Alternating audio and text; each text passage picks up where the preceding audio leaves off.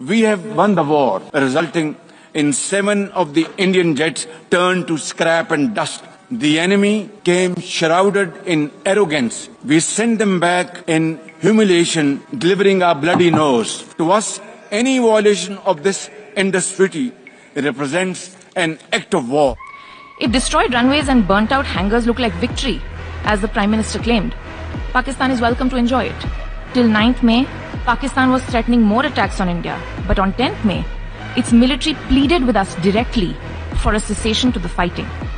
The intervening event was the destruction caused to multiple Pakistani air bases by Indian forces.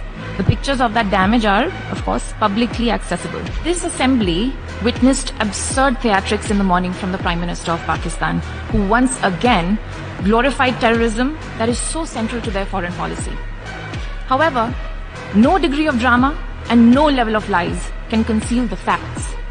This is the very same Pakistan which, at the UN Security Council on 25th April 2025, shielded the Resistance Front, a Pakistani-sponsored terror outfit, from the responsibility of carrying out the barbaric massacre of tourists in the Indian Union territory of Jammu and Kashmir. Mr. President, a country long steeped in the tradition of deploying and exporting terrorism has no shame in advancing the most ludicrous narratives to that end. Let us recall that it sheltered Osama bin Laden for a decade, even while pretending to partner in the war against terrorism.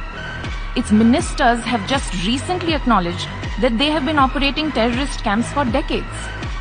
It should come as no surprise that once again this duplicity continues, this time at the level of its Prime Minister.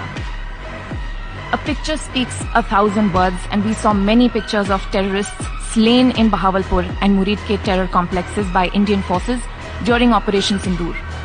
When senior Pakistani military and civilian officials publicly glorify and pay homage to such notorious terrorists, can there be any doubt about the proclivities of this regime?